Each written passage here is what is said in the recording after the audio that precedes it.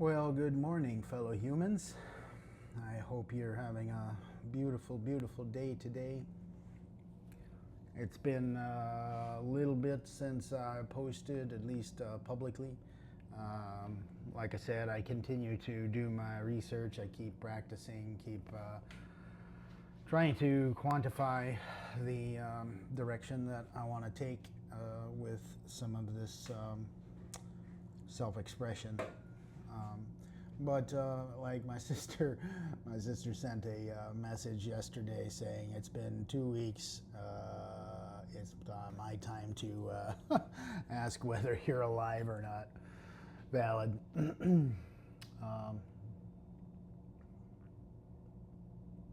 yeah, I have done some recording and I've done some other testing for various formats because I want to continue to. I've got some ideas. We'll just put it that way on where to take this expression. Um, I've been watching some video logs of people of my age and people who are older and people who are younger, trying to learn from their perspectives. I do know my impulse, excuse me, my impulse is that I have a relatively valuable perspective on life, and I think it's responsibility. It's my responsibility, I think, at least a little bit to share that for no other reason, I guess, than a counterpoint.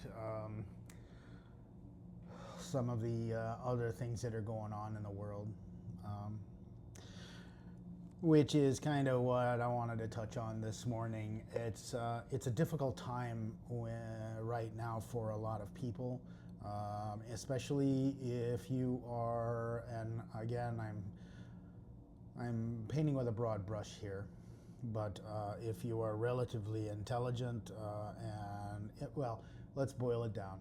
If you're a critical thinker and you have empathy, it's an extremely difficult time to be here in the United States, especially for individuals of my age, where I am canonically Generation X.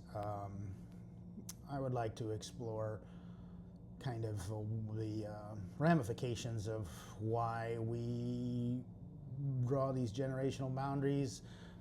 But that's not for today.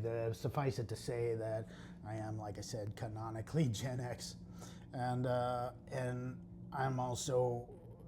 It's difficult for me because I think it's difficult for a lot of people like me, where we grew up in a specific kind of world that no longer exists, and the individuals, the ruling class, the people who are in charge, the people who make decisions are not of my generation, and baby boomers are an interesting phenomenon and an interesting worldview that essentially I think I have some viewpoints on that as well. I am a student of history, and so the ramifications of mass trauma on a generation it's a fascinating topic for me. The people that we refer to as baby boomers, though, they still have the reins of control. That Yeah, the world is changing, and people like me have all of the guilt and none of the power associated with. Well, that's too vague, I suppose. People like me, I don't have any power, but I feel that the world was never in my hands. The world was never in the hands of people like me who lived like me and who are struggling right now with the fact that the legacy of our nation, of our way of life, of whatever you want to call it, is no longer how the world operates. Everyone likes to talk about the fall of empires and what that means, and how, from an overarching standpoint, it changes the world. But we never really talk about the personal experience of living through the disillusionment of fundamental life constructs, for lack of a better term. The world order has changed. The things that were up are down. Things that were down are up.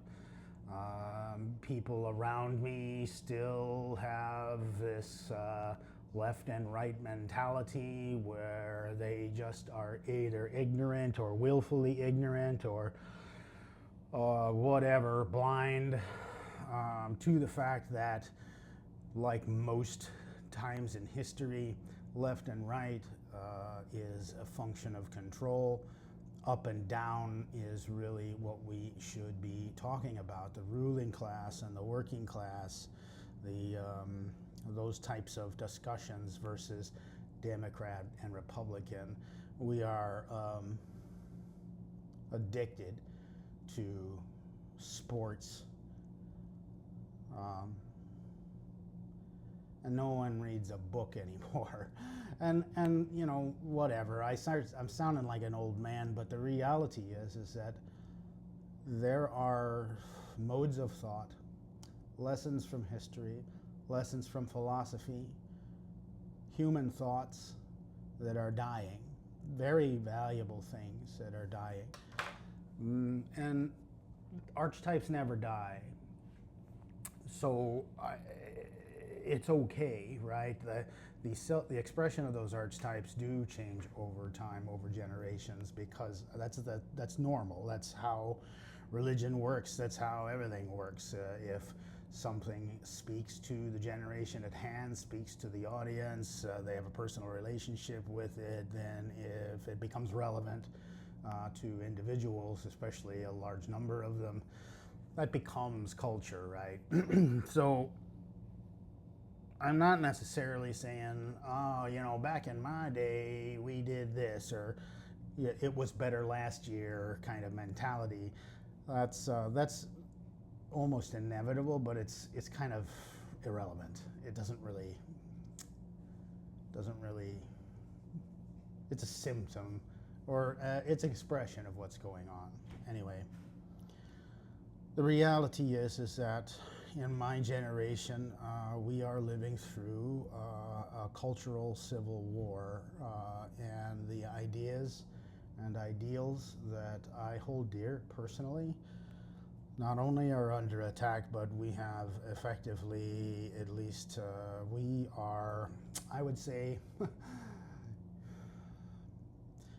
to kind of paint a picture, a historical picture, we are probably, what I feel like is, we're in the midst of a destruction of many sacred things.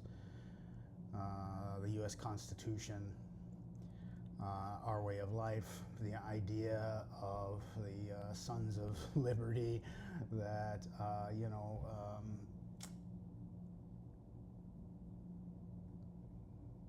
the philosophy behind sovereignty, human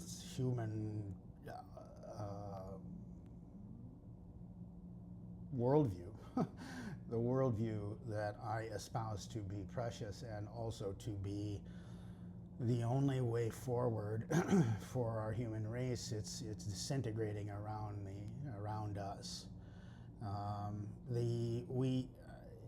It's important to me to be relatively righteous when it comes to my viewpoints, my thoughts, how my actions especially. The problem is, of course, that our enemy, who again I want to talk about later, because most people in this time frame, living in this world, don't really understand. They have no clue where a lot of this is coming from, how systemic it is, how generational it is, and what sorrow is created by the fact that people with conscious integrity, people who think that humanity should be invested in, a lot of that seems to be passing away. And predictably, like I've talked about before, the 70-year cycle of fascism has come up. And so now our enemy has been biding the time. This is a generational plan. If you think that a lot of the things that have transpired in the past 15, 20 years when it comes to power, politics, and money, if you think that those things are just haphazardly happening, they are, but it's definitely, there's an agenda here. That agenda is to destroy the middle class, to put the serfs back in their place, and to make sure and ensure that power still resides in the ruling class, as it always has been. It's human nature. Those who are in power will do whatever it takes to stay in power, as we have learned from history. And it takes a lot of, let's just say that the guardrails that we have put in place that have operated our culture for a significant amount of time now, for this American experiment, they're no longer in place. Now, you could argue that being in place, that a lot of the kind of rhetoric that I'm talking about with the sovereignty, sovereignty of the person, personal sovereignty, and the idea of democracy, and all of those ideas never, the United States has never lived up to its promise. We'll just put it that way. But we always had the potential to do so, which was where my own personal faith has come in, where, the story of, well,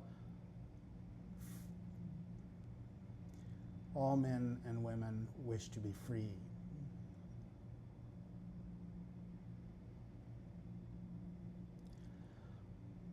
The real question is, what does that mean? And what are we willing to do or sacrifice to protect that? To protect the capacity for those who I find repugnant to still have the civil right to their point of view, and to be able to exercise that level of personal sovereignty and freedom. That is going away. And in reality, I'm a white man. The Constitution has been violated openly and numerous times. It has been adjudicated by the court systems. The only reason why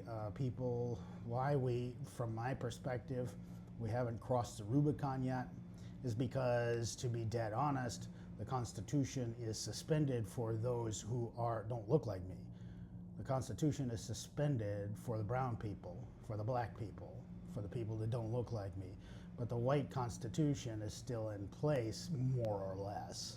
At least the illusion of it is. So no direct action can really be taken yet. It's a very passive-aggressive it's a passive-aggressive civil war. I freaking hate it. I find it repugnant.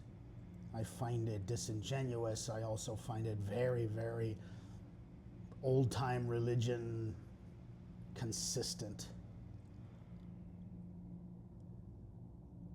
There are deep connections between American Christianity and the fascist movements. There just are. I know that that's uncomfortable for a lot of people. I know that that's uncomfortable for people who call themselves believers. I believe, I feel like I am well educated in this area, more than most.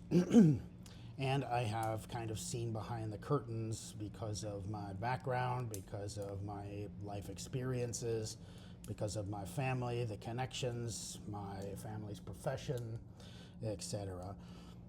The mentality associated, or the power associated with propagandic control that is required or is a tool of fascism, those tools and that mentality and the practitioners of them were honed in the churches, in American churches, especially southern churches in Southern America. Because down south, I cannot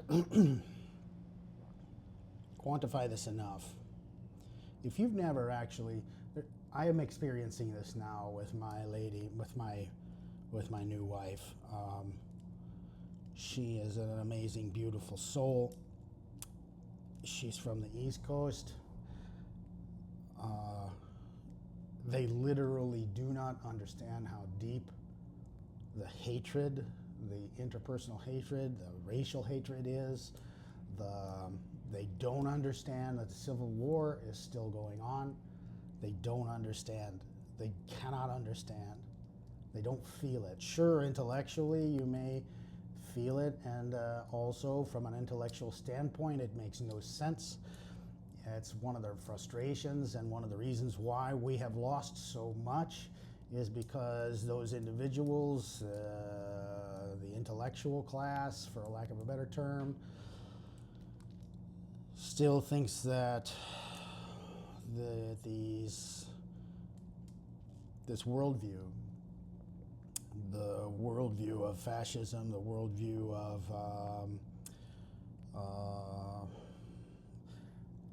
I need to develop some language around this kind of colonial fascist repugnant worldview. It's tied directly and feeds off of and is informed by most people's belief systems, and we'll probably wind up talking a lot about the lost cause generation, the lost cause mentality, the lost cause progression, historical progression, but make no mistake, this is a part of the plan. And that plan is super-de-duper messy. It happened exactly the same way as the Civil War, where delusions and, quote, faith, unquote, and passions and mass hallucinations created the situation where blood was spilt on the American soil between brothers. I am exceedingly thankful that this time around we're not there, at least yet. And that's probably why the Constitution still appears to be in play for white people. Because open conflict is not, we're not there. I sincerely hope that we're not going to be there, at least in my lifetime. All of that said, every day, for people like me, it's difficult to get up every morning and to deal with the guilt that the sacred world, that the worldview, the nation, the birthright of that I have been given as an American citizen has effectively been it's really no more. It's changed. It's changed rapidly.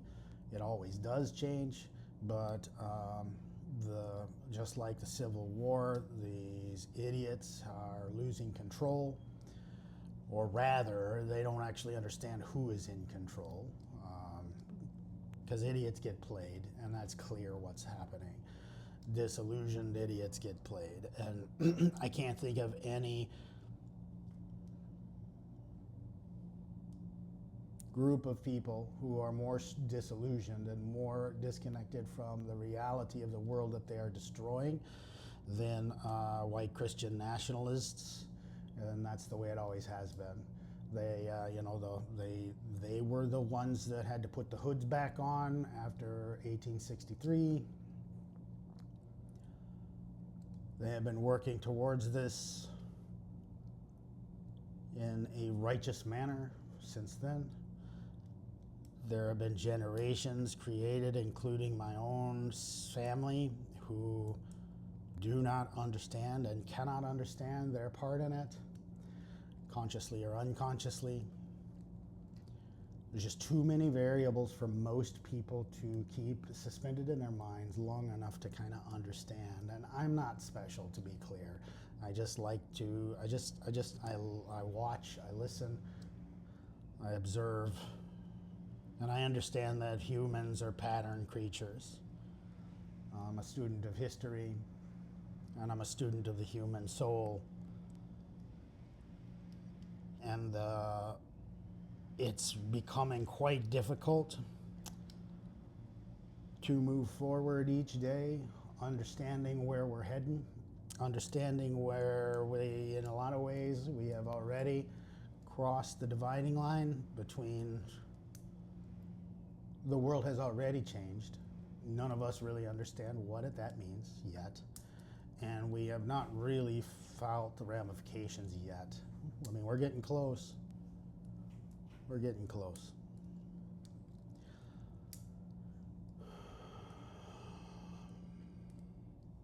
But each of us has to make up our minds on what our limits are, where we're going to stand, etc. The same thing happened to citizens in Germany the same thing happened to citizens in Moscow during the culture, or the citizens in Beijing, in China during that cultural revolution. Once the whirlwind has started, even if you don't know it, you're in it, and that's where we're at.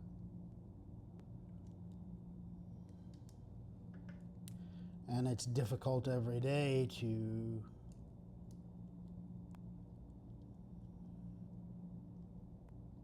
continue forward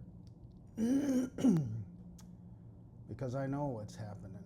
I know the pain and the suffering that is hidden right now in people's lives. I see it. I see the fear in my neighbors. I see the actions that they take. I feel a great sense of loss.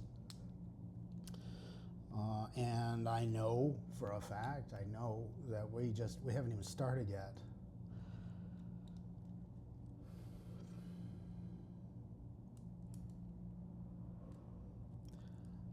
And so, like always, we try to you should take comfort in those things that are still wonderful and lovely in your life.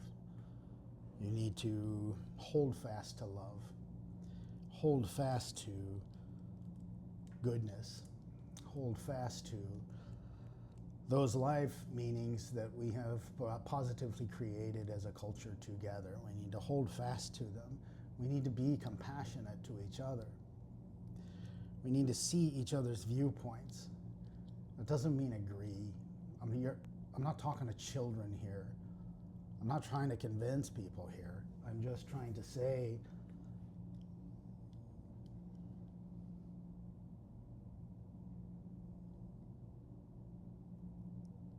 I'm not sure what I'm trying to say. point is, the only way forward is to hug those people that you love close and to share and show compassion even to those who oppress you, to see the humanity and the beautiful stupidity of those monsters that are destroying beautiful things. You still have to have compassion. And that's the hardest thing. And we haven't even started yet. Regardless, that's where my head is at. I don't intend for this outpouring of expression to constantly be negative. I am generally I'm a relatively humorous and gregarious person, but I find humor everywhere. Gallows humor is one of my favorite things. But it's tough to get up every morning, to come to my work, to see my neighbors worry that they're not coming home that day. People who aren't in it scoff at that. That's ridiculous. That's stupid. Whatever.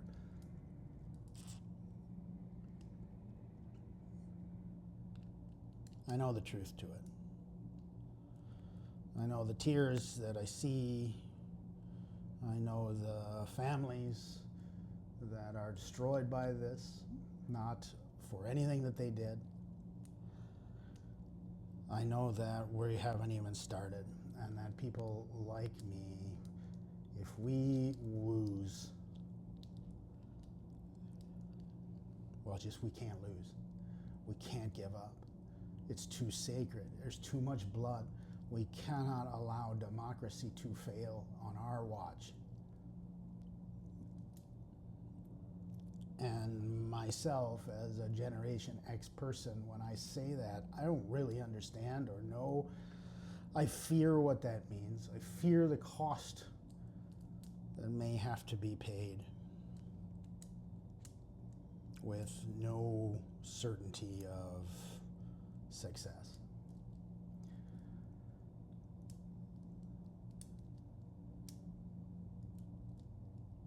We are currently living in a fascist dictatorship, a proto-dictatorship. Yesterday, last night, our duly elected commander-in-chief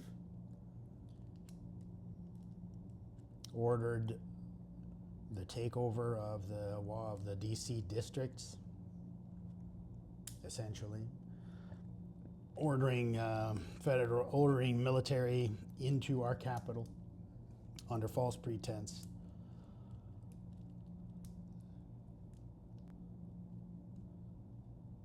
The people of DC are doing what they should do. The people of our nation are trying to do what they should do. The problem, of course, is that our enemies have won a great victory, numerous very great victories, and you can flagellate yourself on why we got here, but the reality is that this is where we're at. Our democracy is in the death throes.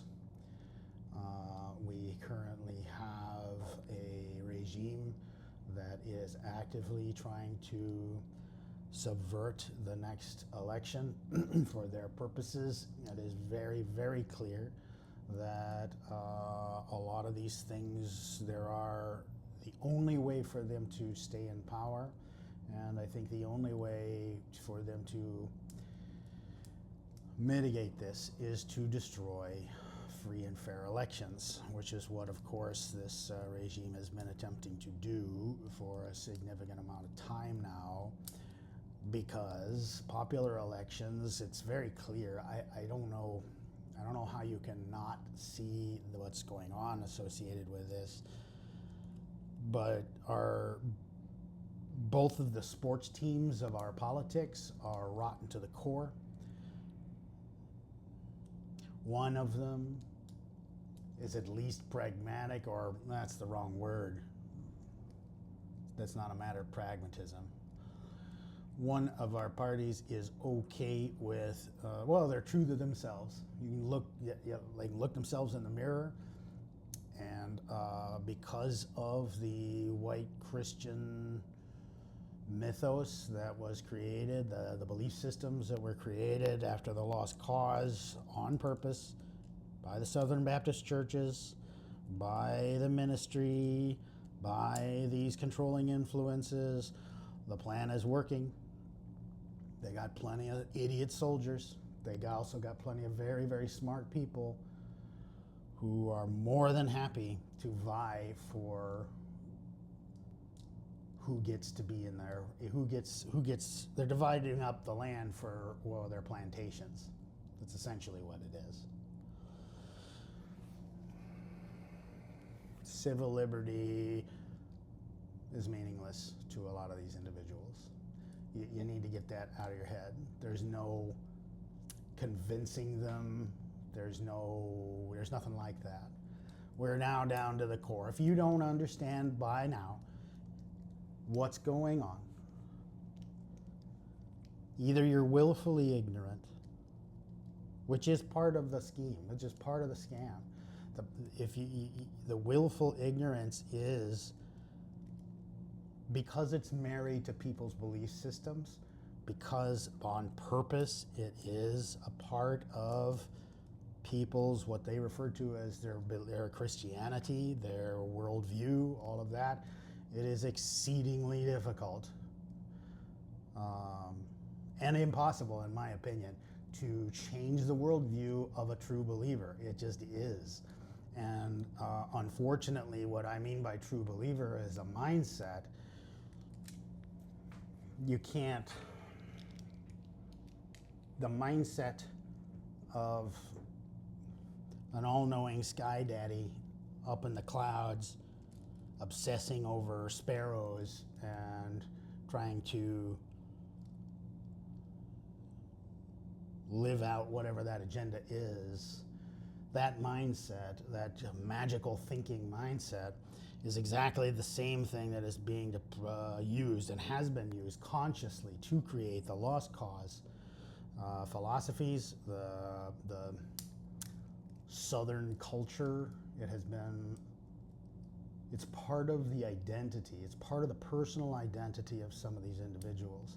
And it's very, very difficult to look at yourself in the mirror and understand that you are that you are both wrong, but also are complicit in a much larger social evil.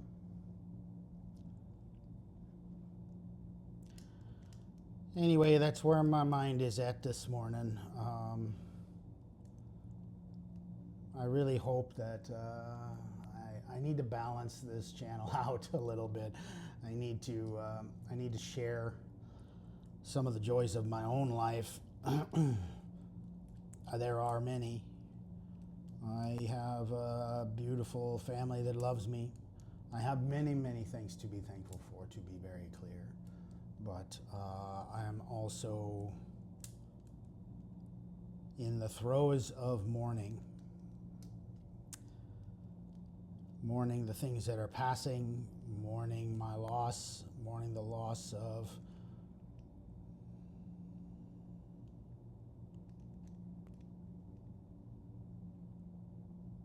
I'm not really sure what we've lost so far.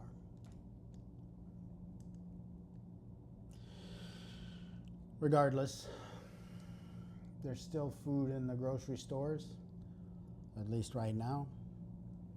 I still have a decent job. I am very thankful for that. My family is safe. I am exceedingly thankful for that.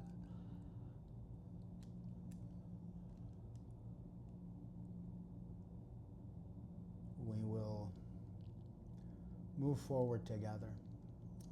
And we will live and die together, just like it always has been. I have intellectual faith and hope that this time will pass, that I truly am a believer that in the arc of history, this is going to be an inflection point. I think that we are facing the reality or the consequences of the United States' original sins. I mean, hell, we're literally talking about colonialist mindset here. We're literally fighting colonialist, white supremacist mindset. And it's powerful. Always has been.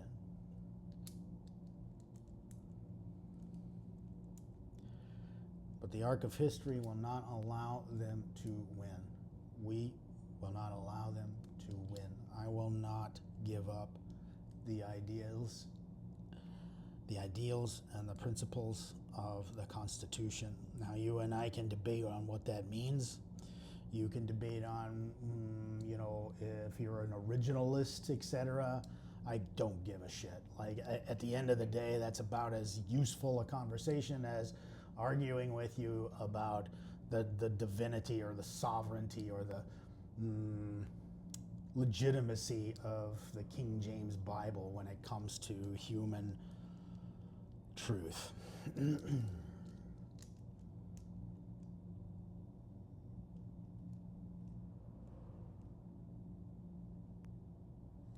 Anyway, I hope you have a beautiful day. Hopefully my words don't discourage you if anyone ever sees this. But I'm trying to set my truth free, and sometimes that truth is painful, but I think it is very important